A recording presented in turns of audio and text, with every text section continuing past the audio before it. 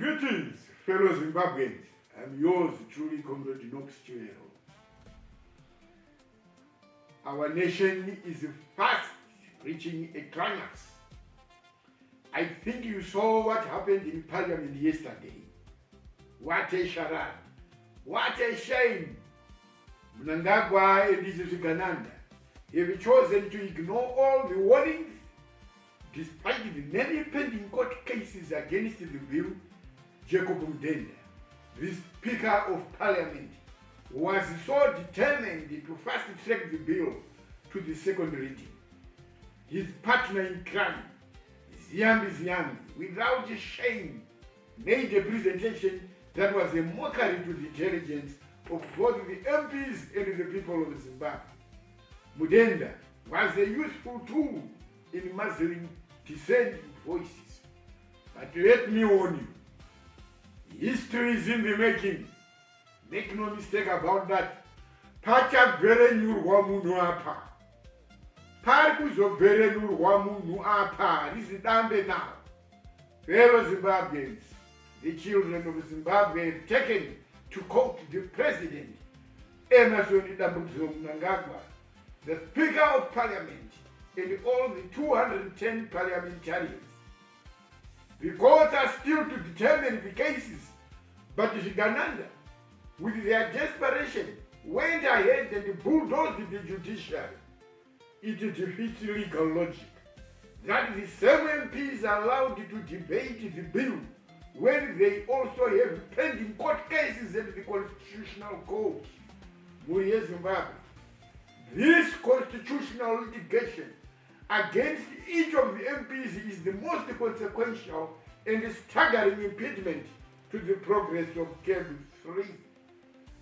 210 voters, one from every constituency, have sued their own MPs. They have said, "You do not have my mandate. You cannot steal my vote. You cannot extend your own power. No party whipping or coercion of any form or shape can overcome this legal impossibility." In essence, the hands of the MPs are tied. Why? Because the matter has gone beyond judicial deference.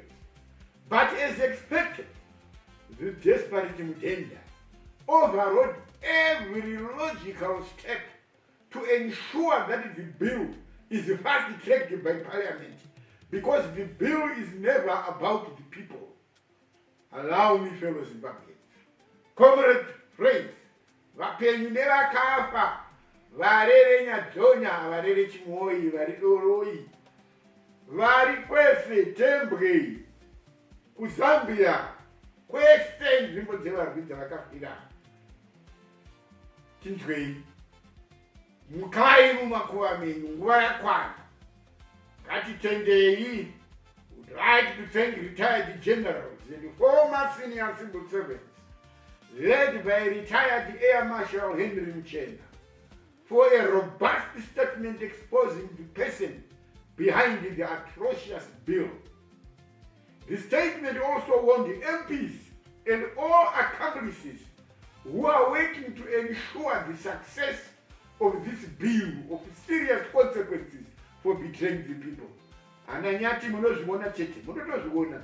Zvakaitwa Nyati atengesa panyadzonya, zvakatarisana nemi, tiri kukuzivai. The General Mchena's statement has confirmed that Cable 3 is actually Mnangagwa's brainchild, not the people, as Ziyambi has been lying to the public. Mnangagwa and his cabal are in the process of raiding US $31 million from the Treasury to pay MPs US $50,000 each as a bribe to support the Cable 3, to support selfish interests. $31 million to bribe the MPs with the $50,000 each.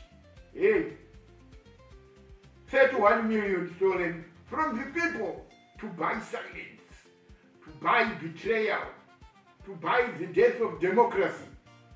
But as Comrade Chivero said, I repeat, there will be grave consequences for those involved in this project that violate people's rights. Musazoti hatina kureva, musazoti hatina kuzwa, usazoyemuka bako wanaiwa. Nguva yasvika, kana tichiti ichakwana, tikutaura vanenge chinhu chiri kure. Nguva yasvika. I know many people think these are just the empty statements. Hanzi kungotaurawo action. Vanonoida chirega uone manje. Chirega uone mutinhimira we-action. But I assure you, this that you are seeing today has started triggering a series of decisive events. Dear MPs, I urge you today to choose between money or standing with the people. Be on the right side of history. Nekuti shamhine munyu iri kuuya. Uye yasvika. Apuwa mukana. Ukuti uzvimirire. We don't want security anymore. You stand as an individual. Uchiripota constituency yako. Fellow Zimbabweans, I think you heard what Mnangagwa told the retired generals. He said, let whoever wins, win. Saka iye manje kutoreva kutoti this thing is a personal project. You win and I lose, or I win and lose. Well, after charging a constitutionalist. That's not the language of a constitutionalist. Never. This statement laid bare this content for the constitutional concerns of the people.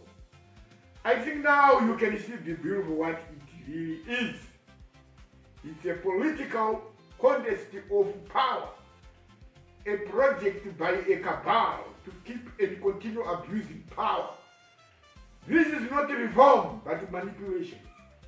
This is a betrayal of the values of the liberation struggle, which many people lost their lives for.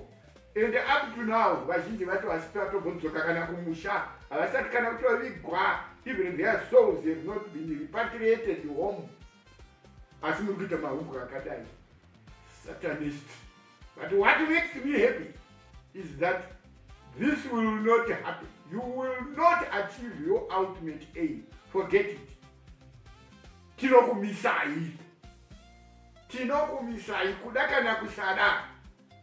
Are you ready? We are more than ready. Pound for pound. I am sure most of you have seen the pathetic statistics produced by Parliament on the public consultation process. This is a desperate way of trying to manufacture consensus where it doesn't exist. If the report did not shock you, then nothing else will. Nothing else will shock you. For example, written submissions in support of Table 3 hit a staggering 470,117, while those who opposed totaled 1,077. Hey, kana ndimiwo ndo mashura kani. We know this was never a fair process. We know the number of people who submitted was overwhelming. Zimbabwe, understand there was no due process to validate the claims. Who authenticated the written submission? Who certified the authenticity of the results? There were no checks and balances. These people have got a capacity to rig even the so-called referendums. They have got a very efficient rigging machine, which they have mastered over the years. So we know how to deal with them. We will have give them a taste of their own medicine this time. This is what happens when the player becomes the referee. Yes, and yes, in the first place, the public consultation was never a quantitative process, but a qualitative one. For example, we know Zimbabwe Council churches submitted against the process, and that was counted as one submission, ignoring the membership represented by the Council of Bishops. What a shame. Munotitaurira imi kuti kune 3 million maRoman Catholics, kwaMutendi kune 8 million.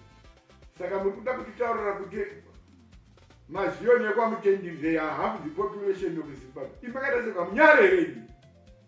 The report is a sign of desperation. Maakukama dzisina mhuru. It's a declaration that they are going to for broke. Let me assure you, Zimbabweans, this will be met with the same attitude.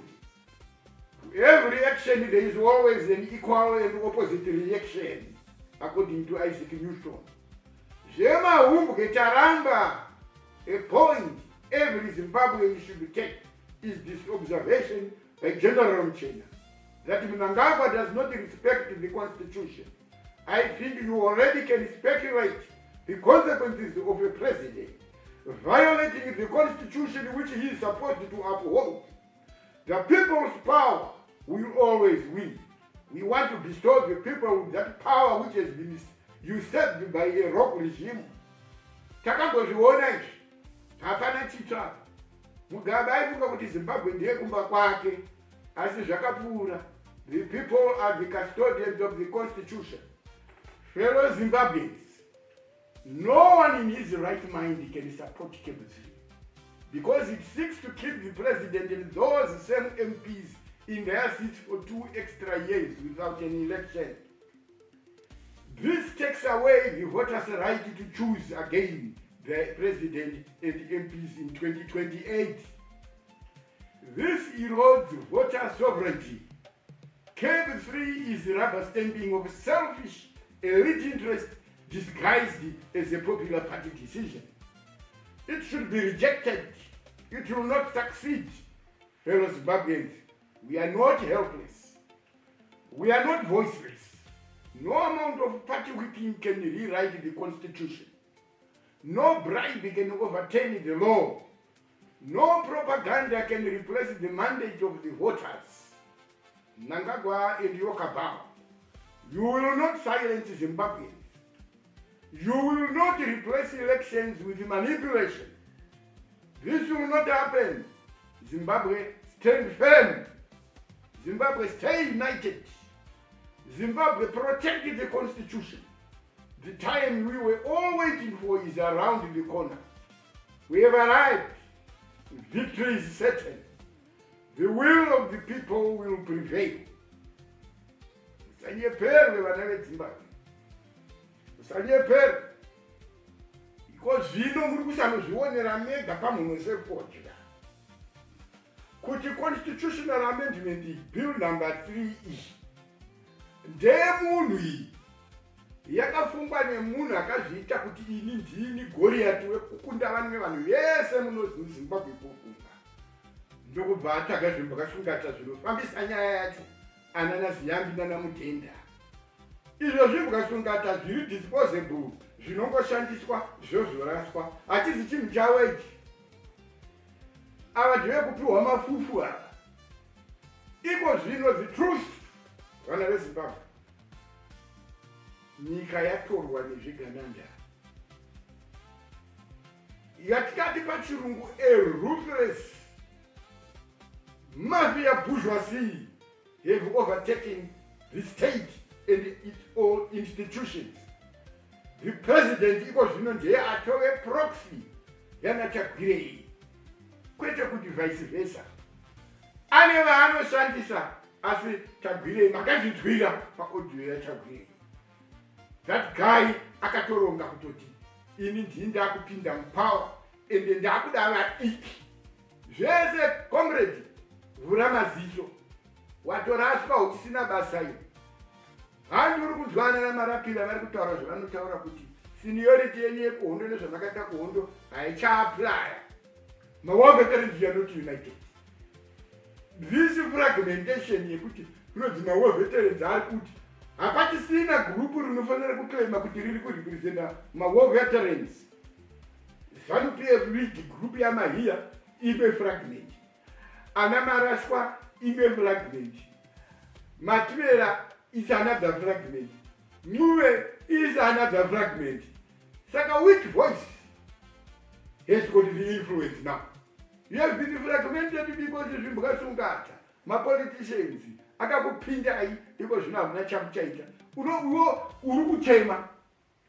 kuchema kuti inini dai marimwe akatiwa national hero. Uri kupuwa bhasikoro.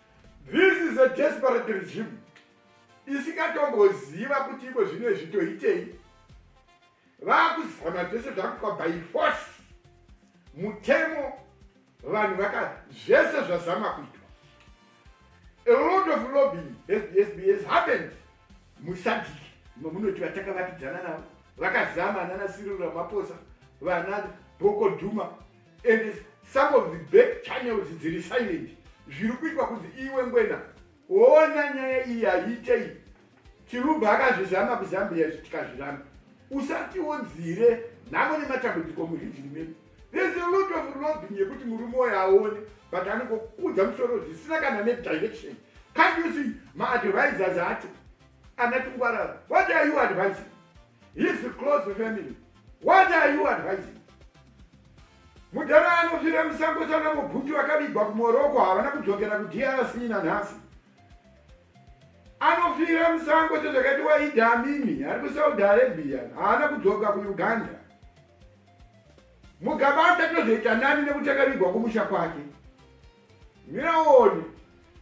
Miraoni simba remari. Tese tinoda mari but mari ine painogumira.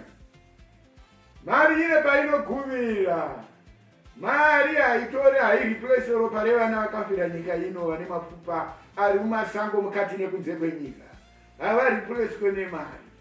Vakafira nyika yavo. Zvavakafira ndo zvavanoda.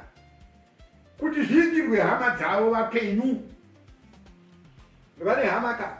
Iko zvino uri kunzwa kuti Tagwirei ari kuda hanzi ndikatanga ndawana 9 million acres of rural land. Ndo vatatanga kuita chinhu chavo zvatiri kuda. Because the guy now controls everything.